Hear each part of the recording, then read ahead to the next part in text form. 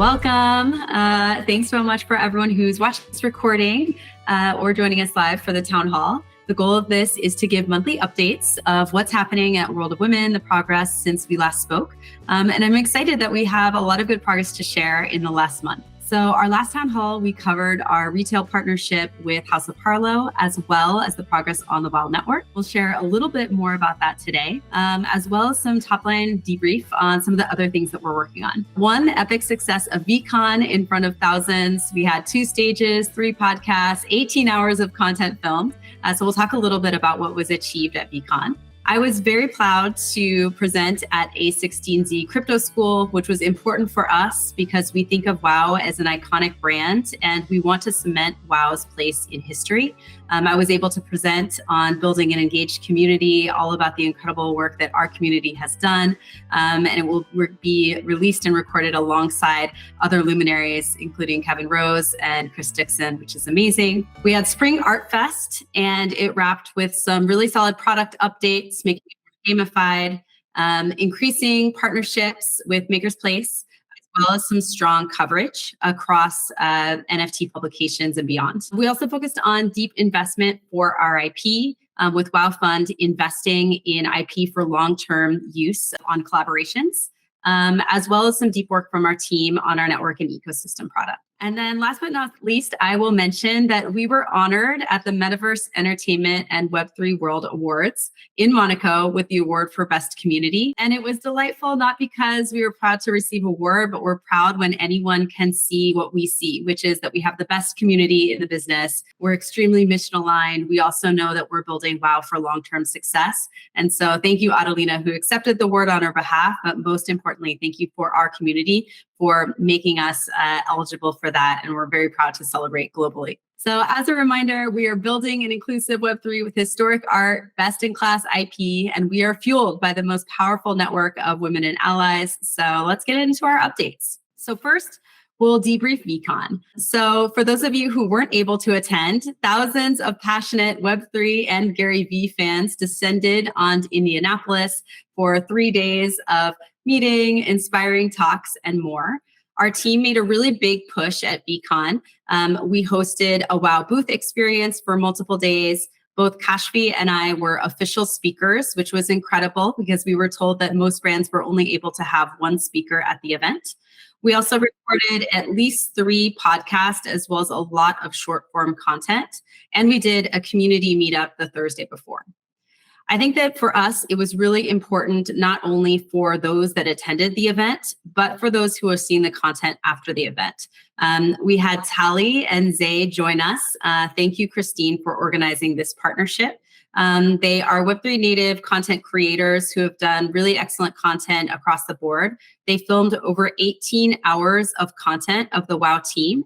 And the goal is for us to use that content to tell our story more broadly, scaling the impact of VeeCon beyond the walls of the current crypto market and into the broader ecosystem. It's core to our strategy that we take WoW's mission, our art and IP beyond of those that are currently in the NFT market.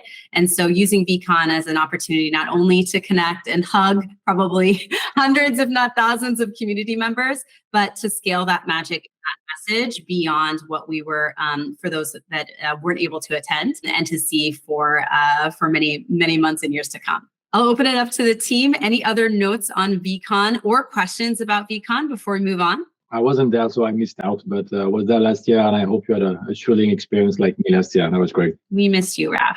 We did miss you, Raf. I was there. It was amazing. We had a lot of fun action happening at the WoW booth, and it was nice to see people in person again. Absolutely. All right. Next hot topic is Spring Artfest. As you know, we're extremely proud to continue down the path of amplifying and supporting artists in our community. WoW has supported over 350 artists since our inception, and we see Artfest as a way for us to continue the support of artists that is core to our mission. a way to deliver ongoing value to our holders with incredible art and access to really unique pieces, as well as a way to continue scaling our content and a recurring way to get into media in the market, as we saw with the coverage that we received from NFT Now. They did a really beautiful piece called World of Women's Artfest Reminds Web3 of the True Value of Community, all about Artfest and how it's impacting the ecosystem, which we love to see. Our tech team did deep investment in including gamification features. We launched a leaderboard, quests, as well as some features that were aimed at making sure that we were mitigating some of the impact that we saw of high gas. Midway through Artfest, we saw that there was low mints due to the fact that gas was high. So the team worked really hard to create both a claim all feature as well as to extend Artfest so that we would have more time and more ability to mitigate that. So thanks to everyone who gave that feedback, and thanks to the tech team for creating that. I feel really proud that as Artfest closed, we saw an increased ability for our community to participate and some love, especially on the final day. The other key piece that I want everyone to take away about Artfest is it is a surface for us to engage brands as well as gain sponsorships. So we want to have a huge thank you to Maker's Place, which was our partner for Artfest Spring. It's a way for us to commingle our communities, give them exposure to our community. But I think as you look towards WoW in the future, you will see that Artfest is going to be a key way for us to engage new brands, develop new IP collaborations, and of course, scale us beyond the original collection. So you can for sure look forward to that. Any questions about Artfest before we go into some IP, foundation, and network updates? Yeah, we'd love to hear questions or even ask as to what you'd like to see around Artfest. I mean, Yari has created something very modular that we like to improve from season to season, even though that's a lot of work. Yeah, feel free to ask questions or feedback, or write it down in the chat as well. We'll take it into account. All right. So notes on IP. We feel really excited about the partnerships that we have in pipeline for our IP. Core to our strategy is taking the iconic WoW IP, leveraging the brand interests that we have in the market, and doing IP collaborations that we can scale to new audiences. We made a couple of new investments in IP, just knowing the pipeline of brand activations that we have to come. We needed to increase the amount of WOWs that we held in our company wallet available for these collaborations. So we did a purchase of additional WOWs to hold in the WoW fund. They will remain in that fund. We will not sell them. They will be locked away for at least 3 years. But what we've seen is the brands that are coming to us, they often want to pull from a bank of WOWs that we can extend and leverage. And for us to be able to honor those commitments, we wanted to make sure that we have a bank of WOWs that is attractive. So I feel really strong in that investment. I feel strong about what it's going to make us able to do in the market. And I'm excited that you'll see some of these WOWs coming up in new collaborations. I won't give too much alpha, but Raph's been cooking a really fun collaboration for NFC Lisbon. So if you keep your eyes peeled over the next week, you'll see some WOWs in new ways with some exciting IP coming up. I also want to just give a huge shout out to some of the holder IP collaborations that we've seen, everything from Popple's Board Tea to Hennessy's Web3 platform to Book of Reverie and Wag Me Candle. I love seeing our WoW holders leverage their IP, and I really appreciate that that you're continuing to leverage our brand and extend our brand. And we're working on more resources to help you do that. So shout out WoW holders who are taking that step. And last but not least, we wanted to just give a shout out to the WoW Foundation. They did an awesome collaboration with MTV for Mental Health Action Day that was with 2 events. One was a foundation specific event in London. Participants did mindfulness inspired art. They meditated. They talked about some of the challenges when it comes to mental health and Web3. And then simultaneously at VeeCon, we honored Mental Health Action Day. We had Shira Lazar, incredible media personality and all-star WoW holder, Emmy nominated host. She has launched a collection for digital wellness in Web3. And at that community meetup, we raffled off a Jomo Effect NFT in the spirit of supporting Mental Health Action Day. So with that, I will wrap up my updates, and I will pass to Taya to talk about progress on connecting our community through our WoW ecosystem and network. GM. So you might have heard about it multiple times. It's not our first town hall, and we do communicate about it a lot. But genuinely, we're building a community hub. We call it Network or WoW Plus. We still didn't settle on a name. That's part of the branding exercise we're currently running. So in April, we gave the opportunity for everyone in our community to play around with a prototype that we have built solely to get feedback and votes from our community on the functionality that we were and are planning to provide. We got a lot of feedback. So we got more than 150 people within that time frame voting, leaving a lot of comments, and all of that is taken into consideration. Apart from that, we created a public report. It has been shared. I don't think it was widely distributed. I did not write a Twitter thread, sorry for that. But it will go in the newsletter, and I'll share now the link as well. So if you have missed it out or curious about how other people perceived it, voted, what they have to talk about it, please take a look. It's a very long report. It's as transparent as it can be. So we shared all the comments in there, anonymized, so no one knows who talked about it, but it's all in there.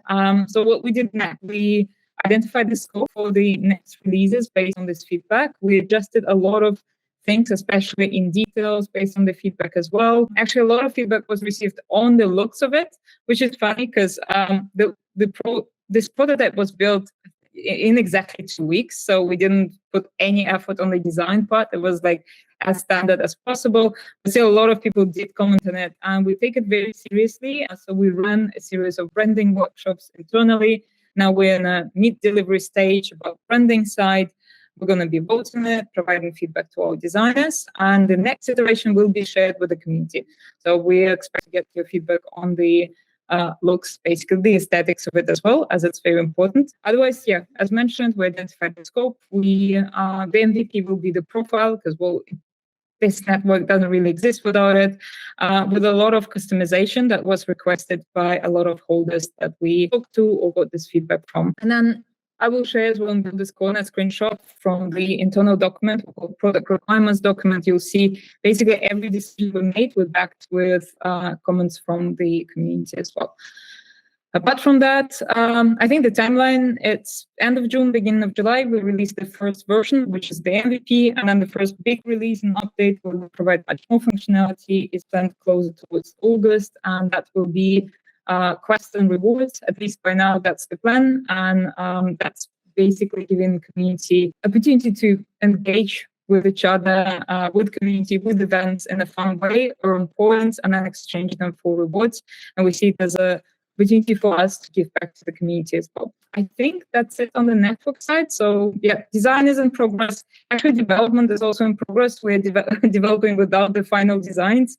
UX is also in progress. So we've taken it in multiple streams. And I think we're quite well on track to launch at least by the beginning of July. I think that's it. And then, yeah, the target is 500 claim profiles. So you'll be claiming profiles, they'll exist, and then you claim them, you customize them, you play around, you take very special activation that we have planned for it as well to customize it even further. And 500 holders is not much. It's about 4% of our total unique holders. So the target is quite realistic. I'm looking forward to it, what we can do with our first 500 big community holders who will be interested in engaging in it. Apart from that, we played around with AI. There was ETH Global Hackathon in Lisbon, which was convenient for us, as I'm based in Lisbon, quite a few people as well. We built something that we have planned for more than 6 months now. So when back in, I think, November, October, we talked about it, and it was an idea of connecting your NFT to an AI, to a chatbot, giving it life and bringing it to life. And then the scope was to give the chatbot personality of the NFT. So based on the unique traits that you have there, the personality is formed, then the backstory is written by AI, and then you can talk to the chatbot, and it's token gated, it's token bound, so it's really your chatbot. No one else has access to it unless you choose in the future to do that. And the idea is that, yeah, how is it different from ChatGPT? It has its own memory, it's potentially connected to your profile, it knows certain things about you that you decide to share. And then it's all about really content, because AI is all about content creation, curation, and personalization. So imagine basically a lot of functionalities that we're planning in different activations can be done also in parallel with the chatbot. And we'll look into it, we'll make experiments, but mainly it's like if there's interest in the community, we'll go ahead. If not, well, we'll put it on the shelf. Let's see where we go with this. But so far it was fun. So hopefully we can get, I don't know, some prototype to play around because it's fun. So yeah, that's it. Thank you. I love it. Yeah, and I think it's such a great point. I mean, in our last town hall, we talked about how WoW is very AI forward. We're always thinking about how we can integrate AI into our business. I think it's amazing that Taya was able to start playing around and think about the impacts, not only for our art, but how it could be leveraged in the network. So for community members on this call, please comment if you have thoughts about AI, because I think that we want to make sure that we're taking that into account, or feel free to pop in if you have a take. I think for us, we know that it's going to be a key part of the future. We're thinking through how we want to integrate it into our business, and we want to do it in a way that's scalable and, of course, delivers value to the community. So we have some time for questions, about 9 minutes. So while you pop on camera or open your questions, maybe I'll address a couple that we saw in the Discord chat. One that came up is Guy Oseary involved in WoW? And I will confirm, absolutely. Raf, Thomas, and I, we chat with Guy every week. He's a critical advisor to us, not just on, kind of marketing side, branding side, but just strategically. And obviously he's not only kind of manager of Basie, Madonna, and more, but a strategic investor in many tech projects. So absolutely, he's still involved, and we feel really lucky to have his advisory of this project. All right. Hot questions, Kashi. We had one on Twitter about the floor price, but I think the strategic sweep that we kind of did answered it. But if you want to speak more to how we're looking at the floor price, feel free to add on to that. Yeah. I mean, from a floor price standpoint, we're always optimizing for community value. We know that it's a metric that the community cares about, and it's one that we care about as well. Our team looks at it every week in our all hands. From our standpoint, we think that there is a lot of reasons to buy WoW. Obviously, we just purchased quite a few because we know that we need them for IP collaborations. So we feel really strong that we were able to leverage this moment in time of the bear market to invest in ourselves, which is great. We expect that, we'll continue to see people interested in WoW because they're going to see us through IP collaborations. They're going to see the fruits of Taya's labor building this network and have increasing reason to join. And I think for us, while we don't want to overly optimize for the floor price, we optimize for the community, and we optimize for long-term business. So I think that for us, if we focus on community and focus on long-term business, we know the floor will go up, and that's what we're doing now. That's awesome. Thank you. Thank you. All right. Well, thank you to everyone who joined. Thanks for everyone who's seeing this on the video. We appreciate you, and we look forward to catching up with you, whether it's at NFC Lisbon, or other community events coming up. So thanks so much, and see you soon. Awesome. Thank you, everyone. See you soon.